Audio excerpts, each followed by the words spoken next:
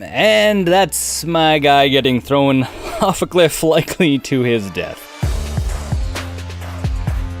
Welcome back to Giant Monster Games. My name is Adrian. Today, we are going to be taking a look at how to properly use the spring trap. It is the trap I see most commonly misused or just placed really poorly. I mean, most of the other ones, like the mine trap or the spike trap, most people figure out really quickly how to use them. You put them on the ground, someone walks over top of it, a gaboom or a gust spike. That's a word, I guess, is how it normally works. But the spring trap is a little bit special because you're not using it the same way. And the most common way I see people using it wrong is they actually use it to throw their guys away from, or throw their enemies, I should say, away from their base, which is completely incorrect way of using this. So let me jump over to full screen and I will show you the three best ways, in my personal opinion, to use the spring trap. The first way, and probably the weakest of the three, is the box and artillery setup. So you set up the spring trap so it shoots into a box, and then you have an artillery piece right beside the box, so as the unit is trying to get out, you actually pummel them with an artillery. Usually in this case the catapult, because the catapult doesn't shoot very far, and you kind of trap them in one little small spot, so it is probably the most effective.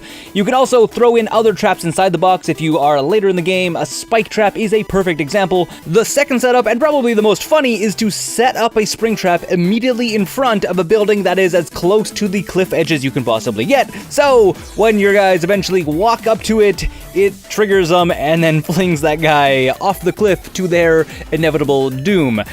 Something to note is this will take out any unit, no matter what their health currently is at. As you can see, my freshly placed guy is now done. And the final way, and the best way if you ask me, is to launch these guys into the middle of your base where your units are already waiting, so as they attack the rest of the walls, you're actually destroying one of the units that is currently inside your base. It does take a little bit of planning, and you do need to kind of predict where the units are going to attack from, or where your opponent's going to actually place their troops, but if you manage to get it down, you can easily take out sometimes bigger units before you actually have to deal with their larger forces at whole. Imagine taking out a paladin before you actually have to deal with the paladin itself. And those are my top 3 ways of using the spring trap. I hope you guys find this very useful. If you want me to do a review of also the mine trap and the spike trap and any other traps that come down the way, let me know. I can totally do that. If you guys want to see some other stuff, which example being, the next video I'm going to put out is going to be a level 8 base build, and I'm going to try probably doing a level 7 base build and a level 6 base build, so you guys have an idea